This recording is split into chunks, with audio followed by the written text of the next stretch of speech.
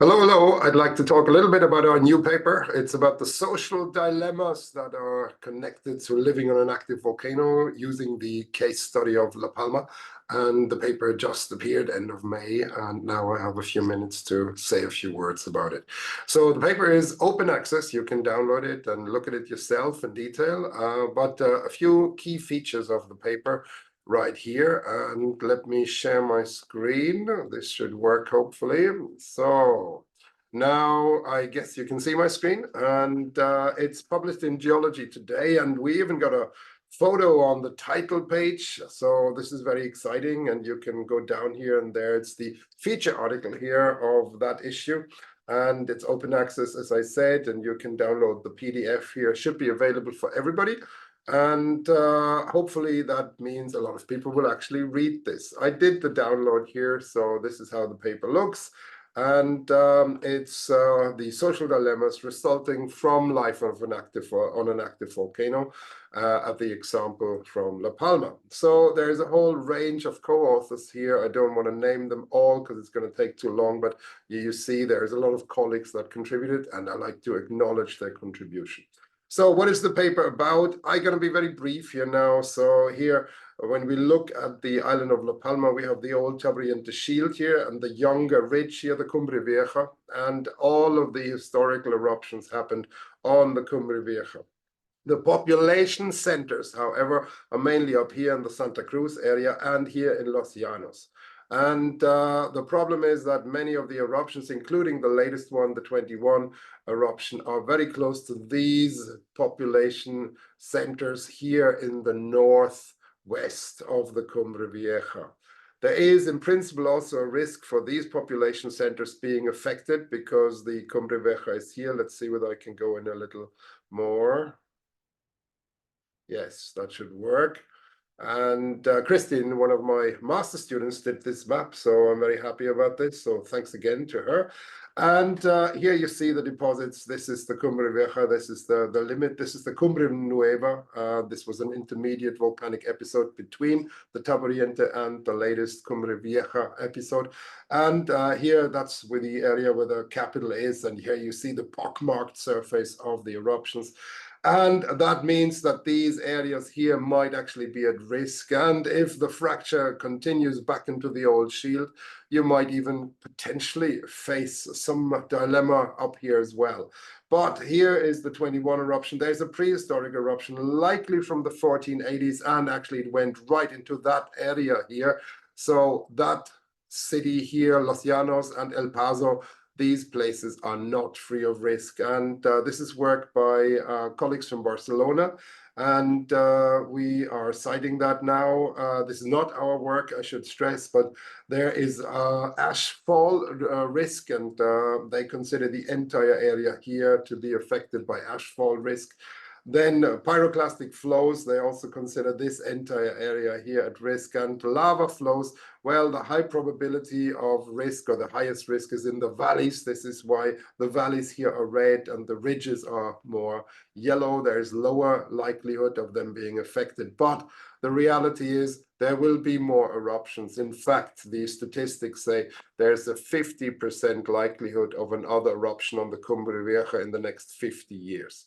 So this is based on the historical eruptions, and that is a pretty high probability for another eruption. And since the eruptions jumped up and down, the 1971 was here, the 2021 was here, the 1949 here, 16 something was here. There is no real way to predict where along the ridge this eruption will occur, and that poses some social dilemmas, obviously, because people are living there. And in fact, the population density is very high, and the population has been rising in those areas over the last decades, in fact.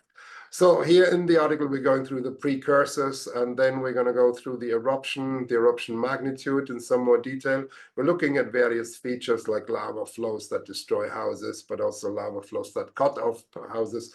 Here, the lava flows going over the cemetery or intruding cities and covering roads and going into banana plantations. We then also look at the impact on infrastructure here, the settlements, and this is actually the cover image that I showed earlier.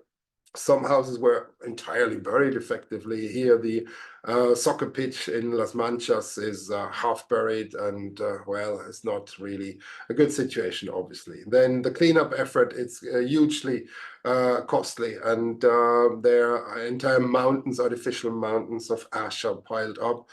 There is now various researchers that believe we can use this, for example, in construction industry, making it a supplement for cement. We could also put this into tarmac to use it for making roads. And of course, it can be used in agriculture to supplement the soil. So this is all things where maybe the ash can be used for something good in the end. But one of the key issues here is the growing population, and we're going into quite some detail. And the population growth is actually a key issue. Population has been growing, and some of these population centers have 400 people per square kilometer in the Los Llanos area, for example. And this is, of course, an issue. Sweden has a population density of 23 or 24. UK and Germany is about 230, 240. So these areas are very densely populated in the population centers. And if volcanic eruptions affect those, that's going to be really painful. And so this is something we discuss here, and here's a few maps to kind of show this. So here is the Los Llanos area, and this is now again a projection where we have the historical and the recent eruptions. This is the 1480 eruption, and the direction of those eruptions and the lava flows coincides with these population centers. And here we see the main population centers, Todoque and La Laguna, the villages affected by the 21 eruption. And here's Los Llanos.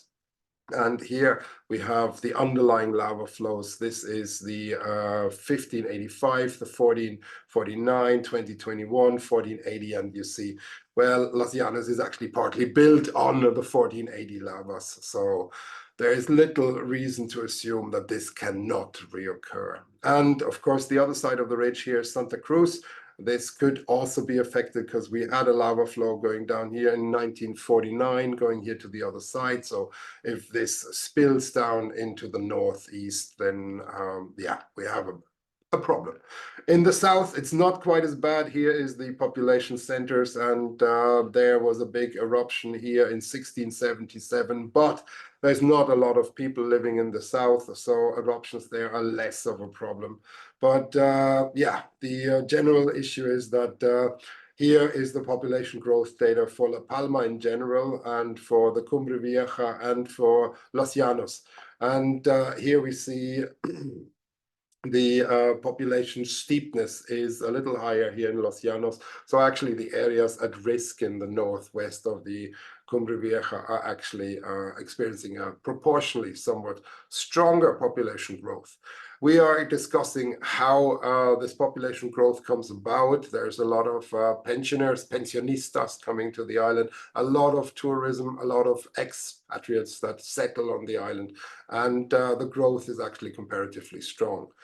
Now, the losses in the tourism industry were quite significant, and La Palma has not fully recovered, while after COVID, the Canary Islands had 118% revival of tourism. On La Palma, it was only about 35%. So it's not coming back at the same way. People are worried about volcanoes and eruptions. They don't want to get caught up in eruptions. And that's, of course, economically a bit of a disaster.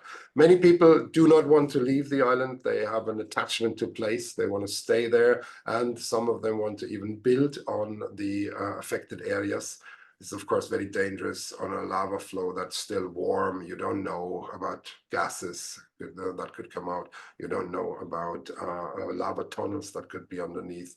You have all sorts of issues there. So there's no simple answer here. And this is for the Canary Islands in general. So, of course, the Canary Islands are very popular. And this is an issue. When we think about other active islands, there was historical eruptions on Lanzarote, historical eruptions, several on Tenerife.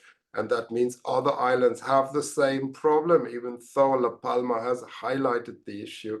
This is not unique to La Palma. The other islands may be affected there as well. So how do we go about with this? Well, the reconstruction is, of course, very costly, as I said, But we really need to think a little bit ahead of what happens when this occurs in some other parts of the Canary Islands. We need to really have the population being keenly aware, be more familiar with how volcanoes work so that they can respond a little better to the alert systems there. We discussed also some issues.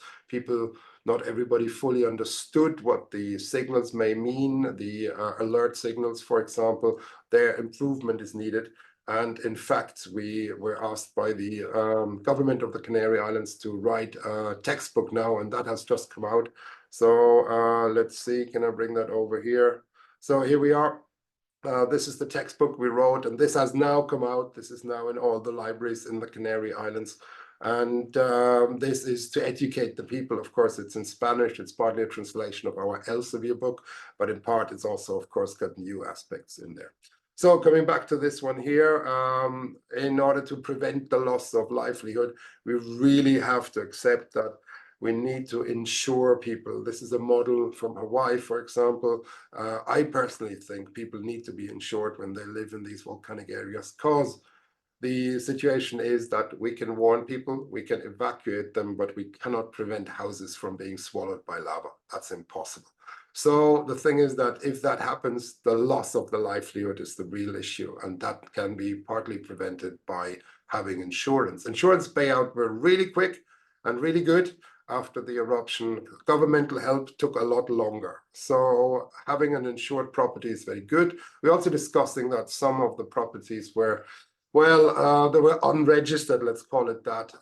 And those, of course, they are problematic. And there we may need to think about models that those properties are insured in a different way, or that, you know, they don't get full payout or things like that. But of course, we would also encourage that any building is actually registered, because then this would not be a problem. So any constructions, like you convert a garage to a living quarter for your kids or something like this, that would actually need to be registered. Otherwise, it's very hard to claim money back. So this would be something to do in the future. And since we have more eruptions coming up in the future, more likely than not, this is important. And where this will happen, here we're showing a little map, where this will happen along the ridge is not clear. If it's up here in the north in these population centers, it could be very costly. And these lessons, of course, need to also be applied to the other islands, particularly Tenerife, where we have even higher population density. So this is the crux of the article, this dilemma of living there and not wanting to, you know, engage very much with the volcano, or feeling that the volcano is a dangerous thing and only a negative thing is not quite right. I think people need to learn to live with a volcano and get ready for the volcano doing things. So this is the crux of the article. As I said, you can download the article, open access for free, and I'll put it in the textbook underneath, and I hope you found this useful. And I say thank you very much and all the very best. Bye-bye.